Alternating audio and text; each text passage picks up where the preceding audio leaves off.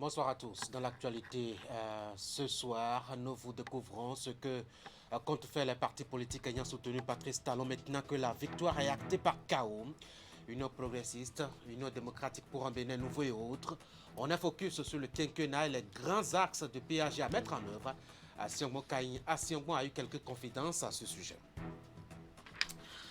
Et puis la fête du 1er mai des travailleurs à la mairie de Cotonou, plus qu'une fête pour les travailleurs, c'était plutôt le moment pour le personnel de louer les actions concrètes engagées par l'équipe dirigeante actuelle à son profit pour l'amélioration des conditions de vie et de travail.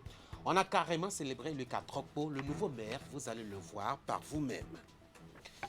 Les candidats à la compétition de voix et de musique The Voice Africa francophone au cabinet du ministre de la Culture pour se refaire le moral. Ils ont échoué à la finale du concours, mais pour l'autorité qui les recevait, ils n'ont pas à rougir de leur participation, bien au contraire. Suivez dans ce 19h30 les mots d'encouragement et de félicitations de Jean-Michel Abimbola aux deux ambassadeurs entrés hier sur Cotonou. Bonsoir encore une fois, bienvenue aux nouvelles du Bénin sur Canal 3 Bénin.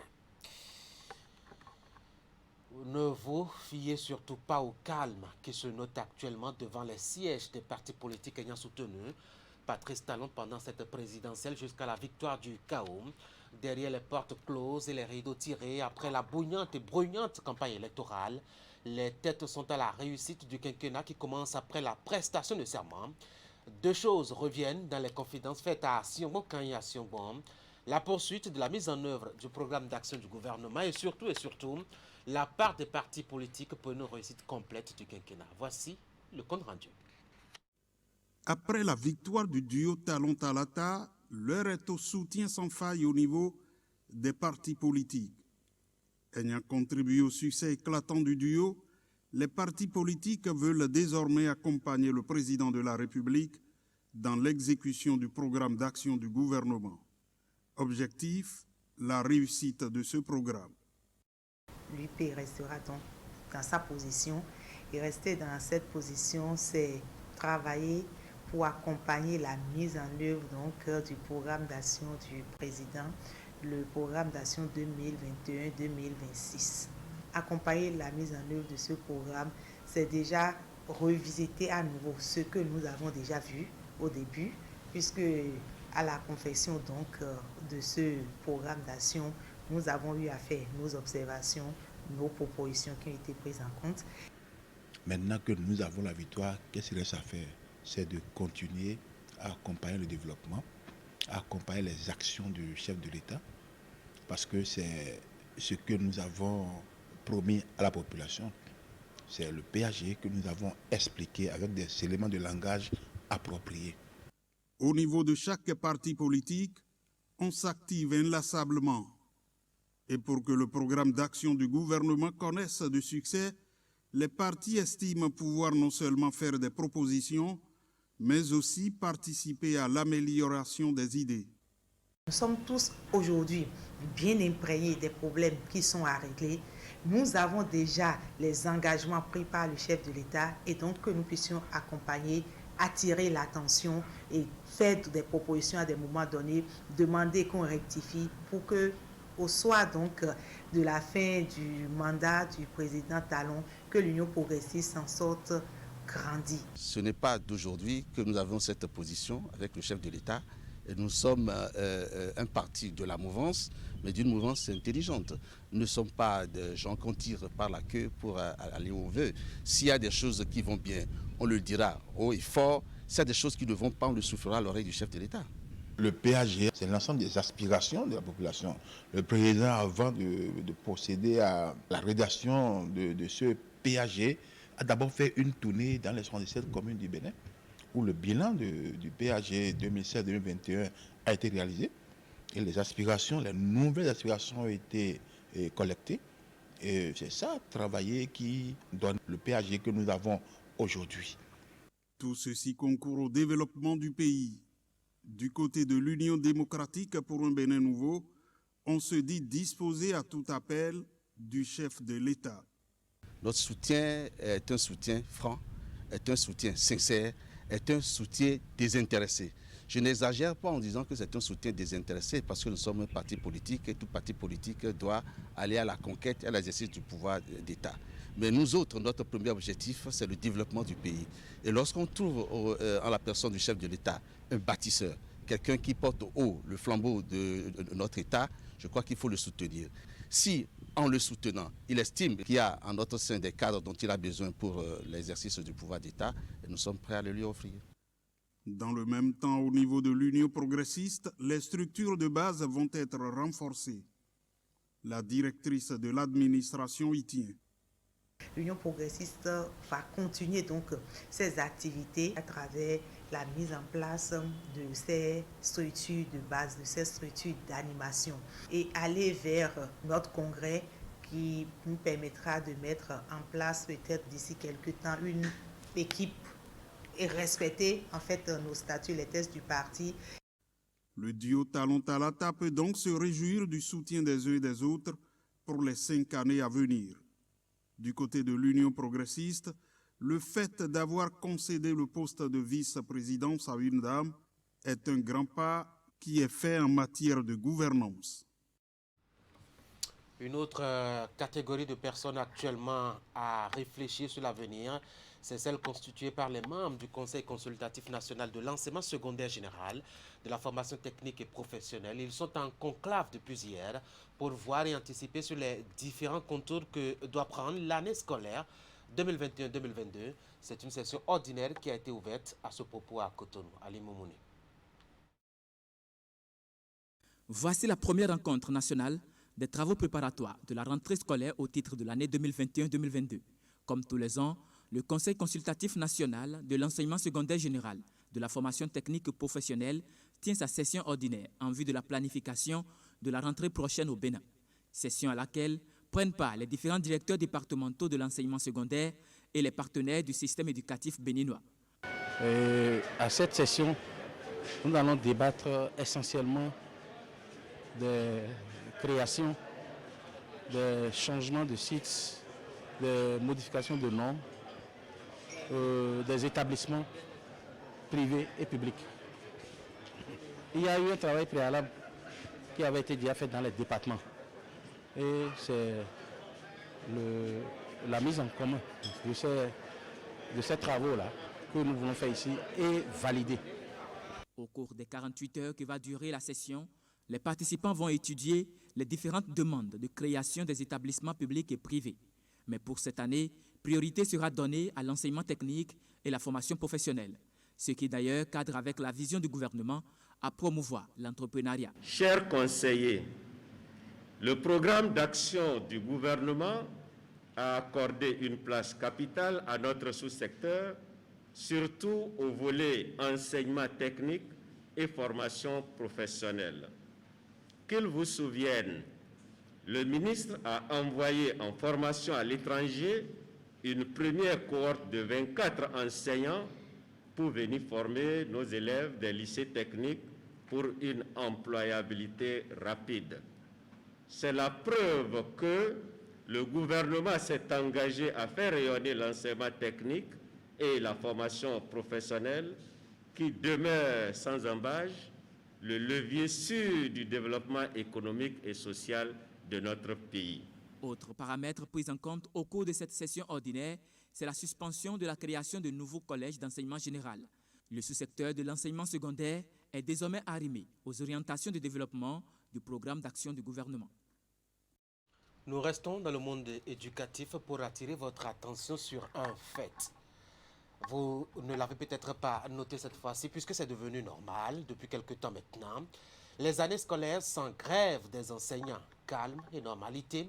Des cours pour 2020-2021 aussi, qui, faut-il le dire, s'en va finir.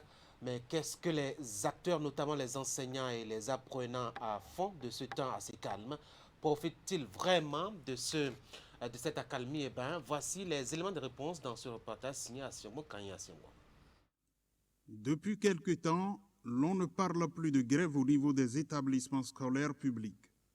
Les cours se déroulent normalement, contrairement à ces années scolaires perturbées par des mouvements de grève et pendant lesquels écoliers et élèves étaient laissés à eux-mêmes. Pour les acteurs de l'éducation, les résultats sont encourageants. Nous avons senti un impact positif sur le niveau des apprenants. Donc, ils sont réguliers au cours et ils travaillent bien. Le niveau est un peu corrigé et nous avons de bons résultats à ces temps-ci. Nous avons fait un résultat à hauteur de 85%.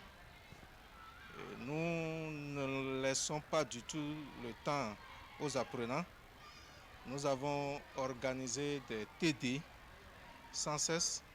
Et il faut reconnaître qu'il y a aussi des devoirs hebdomadaires que nous faisons chaque semaine. Et on peut dire que c'est ça qui nous a permis d'avoir ce résultat.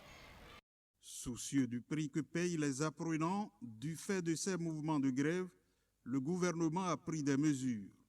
Aujourd'hui, la régularité des apprenants et des enseignants au cours a porté ses fruits.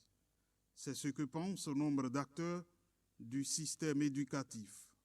L'absence au niveau des établissements, des élèves complètement baissés, si bien que les enfants sont à l'école tous les jours, presque. Les enseignants sont maintenant réguliers parce qu'il n'y a plus la grève comme on l'observait entre-temps. C'est l'un des facteurs qui a aussi donné ce résultat. Pour d'autres, le monde syndical surtout, le système éducatif béninois comporte des problèmes qu'il faut résoudre. Aujourd'hui, qu'il y ait grève ou pas, le système scolaire béninois traîne cet art qui relève essentiellement, disons, des politiques publiques qui sont mises en œuvre. Alors que le droit de grève dans une situation comme celle-là devrait viser à corriger l'état de ces politiques publiques. Mais il se fait qu'on a pensé qu'il faut rejeter tout le tort des tares du système éducatif béninois sur l'exercice du droit de grève. Alors que le droit de grève, dans notre situation, devait permettre aux autorités qui ont en charge les politiques publiques d'ajuster les choses au mieux des intérêts de chaque parti. Malheureusement, affirment les défenseurs de cette thèse, les espoirs ne sont pas au rendez-vous. Les acteurs que nous avons en présence n'ont jamais fait du dialogue ou de la négociation un instrument privilégié de progrès. Et c'est surtout ça peut-être qui a laissé croire au gouvernement qu'en réduisant le droit de grève, en limitant ça, on peut faire des progrès. Mais il est évident que ces progrès-là n'ont pas été réalisés. Parce que lorsque on a limité le droit de grève, ou bien on a tenté de contrôler ça, et qu'on a encore des arriérés de salaire, et que l'on recourt encore aux aspirants dans le système éducatif, et que l'on travaille à faire en sorte que les salaires ne progressent pas, et que le palais de la ménagère soit ignoré, que le pouvoir d'achat s'effrite, il est évident que la contre-performance viendra de ce que les acteurs sont essoufflés, de ce que les infrastructures sont désuètes, et tout ça, il faut corriger ça. Pour l'instant, les acteurs du système éducatif ne voient pas le problème de cette manière. Ils estiment qu'on ne peut parler de contre-performance avec les mesures mises en place pour freiner les incessantes grèves. Mesdames et messieurs, hier c'était la 28e édition de la Journée mondiale de la liberté de la presse. Et sur ces images, au Bénin, c'est l'Observatoire de la déontologie et de l'éthique dans les médias qui a pris le devant des choses à travers l'organisation d'une journée porte ouverte et des échanges sur l'état de la presse béninoise. Des acteurs du monde, des médias et quelques membres de la société civile se sont donc retrouvés au siège de la structure à Cotonou pour échanger et discuter sur la fortune faite à la presse. Une occasion qui leur a permis de dresser le tableau de ce que représente la presse à l'heure actuelle au Bénin. À la fin, l'ODEM a fait une déclaration et, comme je vous le disais, est revenu sur ce qu'est devenue la presse au Bénin et comment elle est perçue par les acteurs politiques et étatiques. Pour ces derniers, la presse fait du beau travail et c'est bien remarquable quand on se réfère à ce qu'elle a fait pendant la période électorale traversée récemment par le pays. Mais il y a le dernier classement de Reporters sans frontières qui vient mettre à nu ce que le communiqué a appelé le mal-être de la presse béninoise. Des classements successifs depuis 5 ans maintenant sur la notion de la liberté de la presse. Voici un extrait de la déclaration lue par Marcel Zoumenou. Il est le secrétaire général de l'ODEM à Cotonou. Cette année, le thème retenu pour célébrer la Journée mondiale de la liberté de presse est, je cite, « l'information comme bien public ». Un thème qui vient souligner la valeur incontestable d'une information vérifiée et fiable, comme le prescrit d'ailleurs le Code de l'information de la presse béninoise et pour lequel l'ODEM s'évertue à assurer le respect absolu des dispositions par tous les professionnels des médias. La presse béninoise, en cette année 2021, a pleinement contribué et continue de contribuer par ses professionnels des médias à l'enracinement de la démocratie et au raffermissement des principes de cohésion nationale, de paix et de justice. Dans cette posture de quatrième pouvoir, elle continue d'informer, d'éduquer et de divertir les hommes, les femmes et les enfants. Mais de façon exceptionnelle, en 2021, la presse béninoise a accompagné avec professionnalisme et responsabilité, en dépit de quelques dérapages observés, tout le processus ayant conduit à l'organisation de l'élection présidentielle. Ce qui d'ailleurs lui a valu les lauriers du président de l'institution en charge de l'organisation des élections nationales et mieux encore les compliments du président de la République. Cette année, Reporters sans frontières a à nouveau déclassé la presse béninoise. Elle se trouve désormais à la 114e place avec une note de 38,18, ce qui renseigne à suffisance sur le mal-être de notre presse en dépit des efforts marginaux observés au sein de la corporation. Loin de s'arracher les cheveux, ce rang de la presse béninoise doit amener les parties prenantes à s'interroger et à poursuivre les réflexions. L'ODEM, à l'occasion de la célébration de cette édition de la Journée mondiale de la liberté de presse, formule le vœu d'une presse béninoise davantage libre, responsable et professionnelle au service de la communauté. Le personnel de la mairie a célébré le travail le 1er mai dernier. Une belle occasion qu'il a saisie pour rendre hommage au maire en fonction. En moins d'1 an, a-t-il reconnu et témoigné dans une sorte d'admiration profonde. Beaucoup de choses ont été faites pour améliorer les conditions de vie et de travail. Et cela, ils ont tenu à le dire et à le reconnaître face au maire Luc Atropo. Voici le résumé de la cérémonie. Pour sa première fête du travail célébrée avec le personnel de l'administration de la mairie qu'il dirige, Luc Atropo aura eu droit à beaucoup d'éloges sur ses qualités humaines. Avant même de présenter le cahier de doléances qui reconnaît et salue les multiples efforts déployés en peu de temps pour l'amélioration des conditions des travailleurs, leur porte-parole s'est surtout attardé sur ce qui, à ses yeux, fait l'essentiel du charisme qui caractérise le maire de Cotonou. Le maire, je peux vous le dire la main sur le cœur, qu'il n'est pas un homme méchant. Non, pas du tout. Il n'est pas du tout méchant. C'est un monsieur qui a beaucoup de cœur. Beaucoup de cœur.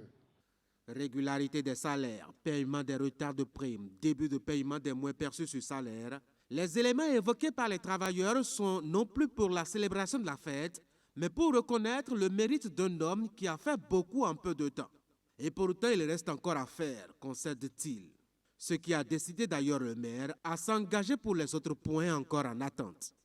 Les efforts se poursuivent pour les règlements suivant la feuille de route qui sera élaborée de commun accord avec les forces syndicales. C'est dans la même dynamique que nous allons étudier et satisfaire les différentes doléances reçues ce matin. Je voudrais d'ores et déjà prendre l'engagement à travailler résolument avec vous pour trouver définitivement des solutions aux récurrents problèmes de dette soulevés par la Caisse nationale de sécurité sociale qui pénalisent nos retraités et les empêchent de jouir pleinement leurs pensions de retraite. Le maire envisage remettre le personnel à la formation pour ceux qui sont concernés, élaborer un plan de carrière pour le reste, ponctué par un dispositif d'évaluation des performances de chacun, des points d'amélioration de l'efficacité de l'administration municipale qui va s'axer sur des réformes déjà engagées et qui éprouvent vaille que vaille l'aise des travailleurs. Mais le maire compte bien aller loin. Un nombre non négligeable d'agents municipaux, dont la tranche d'âge est comprise entre 25 et 40 ans, seront reconvertis dans le corps de la police municipale pour donner plus de visibilité aux actions menées dans ce domaine.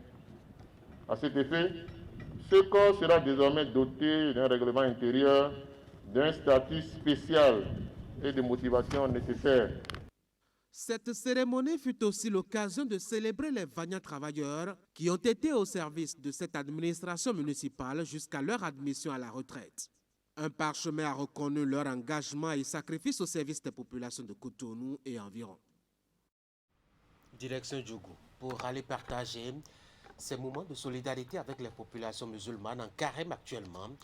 Elles sont venues de quelques arrondissements pour recevoir des mains du maire et de ses partenaires turcs des emballages d'aliments qui devraient les soulager au moment de la rupture du jeûne. Une action de solidarité comme on en voit en ce mois de sacrifice. Alassane Harouna. Des kits alimentaires au profit des fidèles musulmans issus des couches défavorisées des 3 arrondissements centraux de Djougou. Composés entre autres de sacs de riz, de bidons d'huile, de boîtes de tomates, de sardines et de lait, puis des pâtes alimentaires, ces produits alimentaires gracieusement distribués visent à accompagner les bénéficiaires, pour la plupart jeûneurs, au cours de ce mois béni de Ramadan. Le geste de générosité est parti pour impacter plus de 1000 nécessiteux directs du centre-ville. Il est le fruit du partenariat entre la mairie de Djougou et la République de Turquie. Un partenariat négocié par le maire Abdul Malik Seibou auprès de l'agence turque de coopération et de coordination TICA. Merci pour ce don. Les populations de Djougou sont reconnaissantes et nous souhaitons que cela continue et s'améliore les années à venir. De même que les projets que nous aurons ensemble à faire pour faire reculer la pauvreté, que ces projets prennent corps. Parce que ce que nous voulons, c'est d'aider nos populations à devenir autonomes. C'est d'aider nos populations à ce que le nombre de personnes vulnérables diminue d'année en année. Et c'est à cela que nous allons travailler ensemble avec les différents partenaires. Aujourd'hui, c'est la Turquie. Hier, c'était d'autres pays. Nous souhaitons que d'autres puissent aussi s'y ajouter pour pouvoir nous aider à réduire la précarité de nos populations. Cet acte de partage de la Turquie avec les populations de Djougou, reconnu comme l'une des cités les plus islamisées du pays, n'est que le début d'une série inscrite dans l'agenda de ce partenariat agissant. D'autres actions sont attendues dans les tout prochains jours. Vous savez que nous avons beaucoup de choses en partage avec la Turquie et nous voulons dynamiser cette coopération-là. Cela passera par des jumelages entre la commune et des villes de la Turquie. Cela passera par une présence plus forte de la Turquie à Djougou pour nous aider à faire reculer la pauvreté. Mais comme les choses commencent ce mois de Ramadan, la Turquie a voulu nous donner ces petits cadeaux-là pour pouvoir rompre le jeûne. C'est donc à juste titre que les bénéficiaires disent merci aux généreux donateurs. Nous sommes très contents des kits que nous avons reçus ce matin, car ça va soulager un tant soit peu la fin du carême que nous sommes en train de poursuivre. Nous remercions le maire et ses collaborateurs pour l'effort qu'ils ont fourni pour que ce don soit à notre portée. Nous remercions les donateurs pour tout ce qu'ils ont fait. Ce qu'on a à dire, c'est seulement de prier pour le maire, pour que le Tout-Puissant nous donne une bonne santé, qu'il soit toujours debout. Les partenaires, on ne peut que les remercier. Cette générosité de la partie turque ne s'est pas limitée aux seules populations des 3 arrondissements centraux de la commune. Celles des arrondissements périphériques bénéficieront du même geste dès ce dimanche. Un bon musulman, c'est certainement le carême et le partage pendant le mois de Ramadan, mais c'est surtout aussi les prières régulières aux heures bien fixées. Et pour prier, passage obligatoire par la case ablution. Mesdames et messieurs, savez-vous comment cela se fait, l'ablution? Eh bien, on l'apprend ensemble. Lavage de poignets, des bras, des têtes, des pieds, en commençant par la gauche. Maintenant, si vous ne voyez pas clairement, voici les images illustratives qui pourraient vous y aider. C'est Imet Hélène Moussou qui est allée les prendre. Explication à l'appui auprès de gens qui s'y connaissent très bien, notamment dans la ville de Boycom. Voici comment on s'initie justement à la toilette musulmane d'avant la prière. Obligatoire pour les fidèles musulmans, l'acte précède toute prière. Il prédispose le croyant à entrer en contact avec Allah le miséricordieux. L'ablution est une purification rituelle de certaines parties du corps avant certains actes religieux. En islam, elle intervient immédiatement avant la prière. L'ablution, ça fait partie de purification. Parce que l'homme, avant de rentrer dans la prière, il faut se décharger de ce qui n'est pas bon au milieu. Il faut être très pur, sans tâche. L'ablution est devenue une prescription divine, obligatoire pour les musulmans. Une transition de force. Il faut forcément ça, parce que c'est la propreté. Et ça a beaucoup de signification. Et ça se fait lorsque nous allons aller à la prière, les saintes prières. Il faut forcément l'ablution. Dieu n'accepte la prière de personne d'entre vous lorsqu'il est impur, jusqu'à ce qu'il fasse ou bien ce qu'elle fasse l'ablution. Donc c'est tout ceci. Donc c'est une transition obligatoire. Pour aller à la prière, il le faut forcément, sinon les prières ne sont pas acceptées. Selon les prescriptions du Coran, le musulman a l'obligation de prier 5 fois par jour. À l'heure de l'invocation à la mosquée ou partout ailleurs, l'ablution, également appelée oudou, est le premier acte à accomplir. Le geste suit une chronologie. Les différentes étapes de l'ablution portent chacune une signification bien définie. Il faut commencer par laver les mains 3 fois. La première fois, c'est l'obligation, forcément. Voilà. Il faut laver 3 fois les mains et laver son visage 3 fois, amener l'eau à la bouche, rincer les dents proprement. Bon, tout est 3 fois, 3 fois. Et maintenant, laver les mains jusqu'au coude. Voilà. Ici 3 fois. Il faut toujours commencer par la droite. Et voilà aussi, jusqu'ici, jusqu'au coude. Maintenant, tremper ses mains dans l'eau et passer ça. Bon, je ne sais pas, il faut m'excuser. Si ça veut, et passer comme ça jusqu'au chose là et laver maintenant les oreilles. Et on ramène ça. Et ensuite, il faut laver proprement les mains. Et ça là, ce n'est plus 3 fois, mais il faut laver proprement les mains à partir de la droite. Quand vous lavez votre main, ça veut dire tous les péchés, tous les sales qui sont dans vos mains, toutes les choses qui ne sont pas bonnes, ça va partir avec l'eau. C'est comme ça que vous lavez le visage, tout ce que vous regardez, ce qui n'est pas bon. Parce que ce n'est pas toutes choses qu'il faut regarder. Donc avant de rentrer à la prière, il faut se laver de ça. Selon les enseignements du prophète Mahomet, la purification doit être faite avec de l'eau. Si entre 2 prières, le croyant ne commet pas d'acte de souillure, il peut ne pas refaire l'ablution. En l'absence ou en cas de manque d'eau, le fidèle peut se purifier avec du sable propre.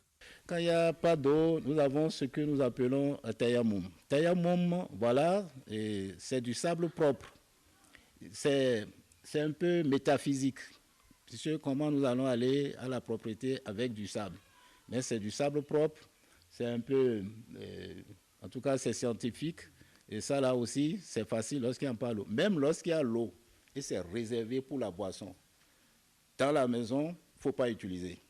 Donc c'est très simple, il faut taper dans le sable comme ça, et faire comme ça, hein, histoire d'enlever s'il y a des épines, je ne sais pas.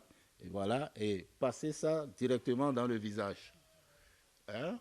Allez taper encore une deuxième fois et comme ça. Je ne sais pas si je me fais comprendre.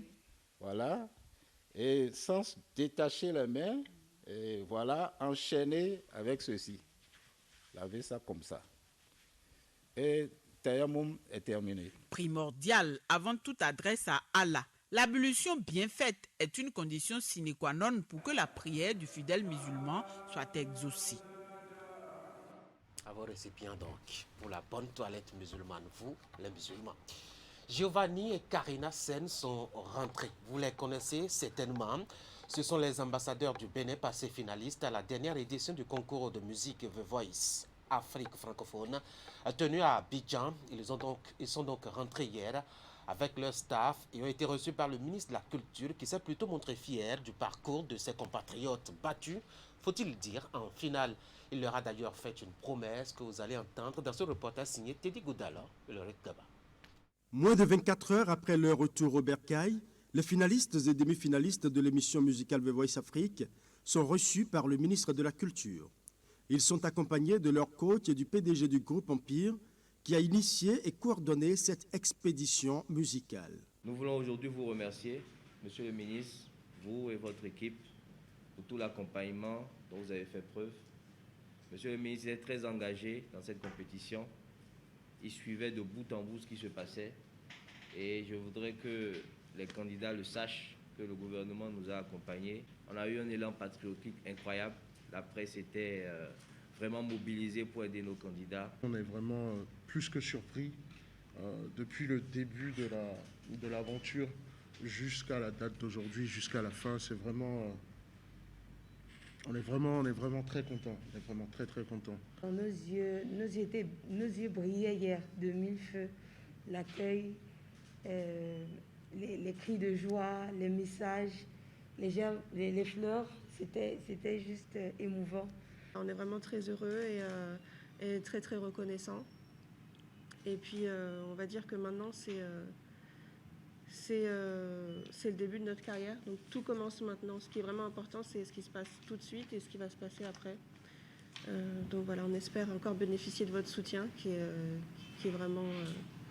d'une grande valeur pour nous. C'est déjà pour nous-mêmes, en tant que coach et l'ensemble du groupe Empire, la reconnaissance d'une certaine rigueur dans le travail et dans la sélection, où les coachs internationaux eux-mêmes entérinent, n'est-ce pas, le choix que nous avons porté sur ces candidats-là qui ont prouvé sur toute la ligne qu'ils avaient l'étoffe. Au nom du gouvernement du président Patrice Talon, le ministre Jean-Michel Abimbola exprime ses félicitations aux artistes qui ont fait rêver tout le peuple béninois. Il reconnaît la qualité du travail fait sur chacun des artistes. C'est avec beaucoup de joie que je viens vous féliciter, Giovanni, Karina Sen et Mathilde, pour le parcours qui a été le vôtre et pour les émotions que vous avez données au Bénin. Je voudrais également vous dire que nous étions fiers des coachs. Méchac a parlé au nom des coachs, mais je n'oublie pas Yvon, je n'oublie pas Marion, je n'oublie pas évidemment Asikiwa. Le ministre de la Culture n'entend pas s'arrêter en si bon chemin. Il promet s'investir personnellement dans la promotion et l'éclosion de ces jeunes talents. Il en profite pour soulever la question du label musical bénin, qui reste l'un des grands défis à relever. Vous avez vu qu'il y avait un label ivoirien. C'est autour de ce label ivoirien qu'on nous a un peu enfoncé. Parce que à partir du moment où il y a eu des sons qui ont fait vibrer l'ensemble du public ivoirien, j'imagine que même ceux qui hésitaient, de ce fait, ont voté utile. Alors que chez nous, nous n'avons pas encore suffisamment une identité musicale vendable à l'international. Nous avons plusieurs choses. Mais il faut que les coachs, il faut que les spécialistes de la musique, avec nous, travaillent à ce que nous puissions donner une identité musicale à notre pays. La gratitude des artistes reçus par le ministre est exprimée en acapella, un mélange de voix fortes et peu de trente pour dire merci à tout le peuple béninois.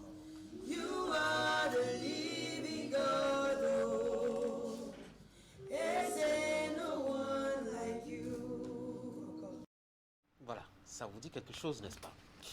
Quand on parle de musique, la danse n'est jamais loin. Justement, le Bénin a célébré ce qu'il avait comme richesse en la matière. C'était la semaine écoulée à l'occasion de la Journée internationale de la danse.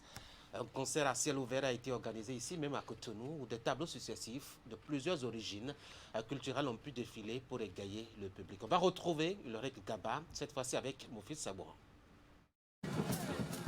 Plusieurs troupes de danse sont ici réunies sur l'esplanade intérieure du stade général Mathieu Kérékou de Cotonou. Divers pas de danse sont esquissés en harmonie avec la large variété musicale nourrie par les instruments traditionnels. Pour cette journée internationale de danse, aucun rythme n'est laissé en rade.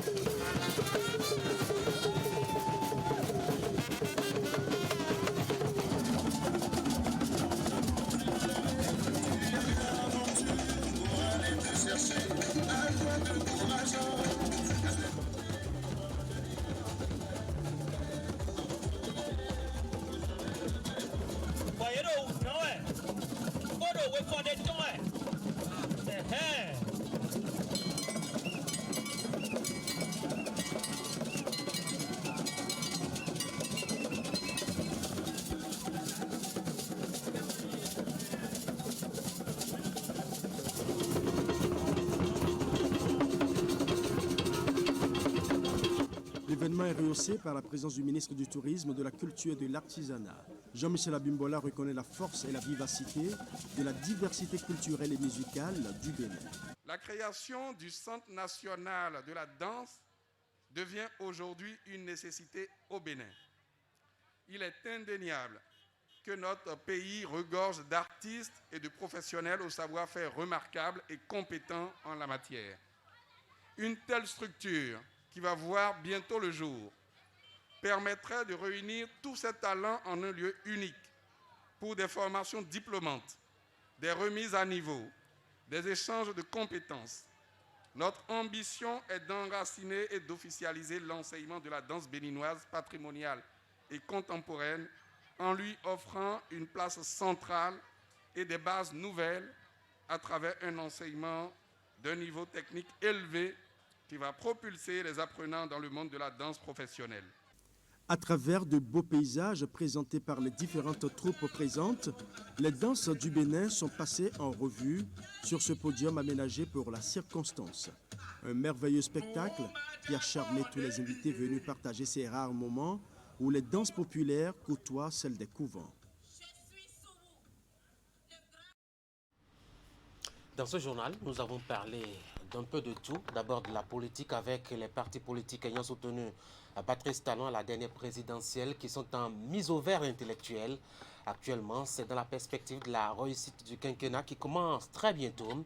Vous avez suivi le reportage enquête d'Asiongbon Kanyi à ce sujet. Ensuite de culture avec la fête internationale de la danse célébrée vendredi dernier à Cotonou et le retour au bercail des représentants du Bénin au concours The Voice Afrique francophone tenu à Abidjan dernièrement. À ces deux rendez-vous, le ministre Jean-Michel Abimbola, le ministre de la Culture, était présent pour soit galvaniser, soit pour promettre des choses pour davantage de réussite. Enfin, nous avons parlé de religion avec ces moments de partage de vivre à Djougou et surtout les bonnes leçons pour mieux faire ces ablutions d'avant la prière chez les musulmans. Imette Hélène Amoussou a interrogé des sachants à Boycon, vous aviez suivi. Voilà, ce sera tout pour ce journal. Merci de m'avoir suivi, ce fut un plaisir. On va se voir demain à partir de 19h30. D'ici là, vous vous portez très bien. Si vous aimez le foot, il y a un bon rendez-vous. Tout à l'heure, à partir de 20h, un match retour des demi-finales de la Champions League avec Manchester City qui reçoit justement Paris Saint-Germain. Ça va commencer d'un instant à l'Odyssée là. Vous portez très bien. Bonsoir.